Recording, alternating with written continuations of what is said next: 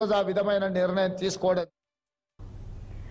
Party కోసం పనిచేసే వారికి టికెట్లు వస్తాయని కేంద్ర హోంశాఖ సహాయ మంత్రి బండి సంజయ్ పునరుద్ఘాటించారు. కరీంనగర్లో బీజేపీ సభ్యత్వ నమోదు కార్యక్రమంలో పాల్గొన్న ఆయన మాజీ సీఎం కేసీఆర్ పై కీలక వ్యాఖ్యలు చేశారు. కేసీఆర్ దశమగ్రహమని వ్యాఖ్యానించారు. వరదల వల్ల నష్టపోయిన వారి కోసం యాగాలు చేయాలన్నారు. తెలంగాణలో కేసీఆర్ కుటుంబానికి ఇక నో ఎంట్రీ బోర్డేనన్నారు. ఇచ్చిన హామీల దృష్టి మరల్చేందుకే హైడ్రా పేరుతో కూల్చివేతలు చేస్తున్నారని ఆరోపించారు.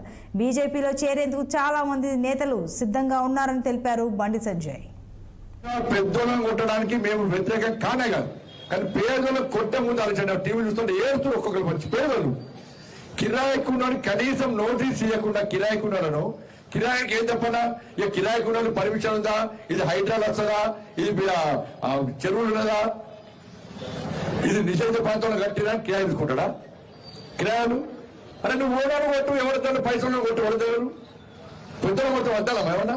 కిరాయికున్నాడు ఈ షాప్లో సామాన్ ఉంటే అర్ధరాత్రి వచ్చి జేసీబీతో కొడుతుండే ఏడుతున్నాను నేను, పెట్రోల్ పట్టుకున్నారు నేను. కిరాయిలో ఏం పాపం చేసిన కిరాయిలో ఏడుస్తాడు, ఇల్లు చేస్తాడు. నువ్వు చెప్పవుతాను ఖాళీ చేయమని చెప్పు, ఖాళీ చేస్తాడు. ఖాళీ చేసుకునే అవకాశమే. వాడు పొట్ట కూటి కోసం వ్యాపారం చేసుకుంటే అర్ధరాత్రి వచ్చి కిరాయిలను ఇలా జేసీబీలో కొడితే ఇదెక్కడ హైడ్రా? హైడ్రా మీద మంచి విశ్వాసం పోతుంది ఇలా ప్రభుత్వ వ్యవహారాల వల్ల. మొన్నటి వరకు హైడ్రాకి సపోర్ట్ చేసే వాళ్ళు కూడా వ్యతిరేకించే పరిస్థితి ప్రభుత్వమే కొన్ని తీసుకునేది వాళ్ళ. ఎస్ నేను సపోర్ట్ చేసిన హైడ్రాక్, ఇప్పుడు సపోర్ట్ చేసిన హైడ్రాక్ నేను.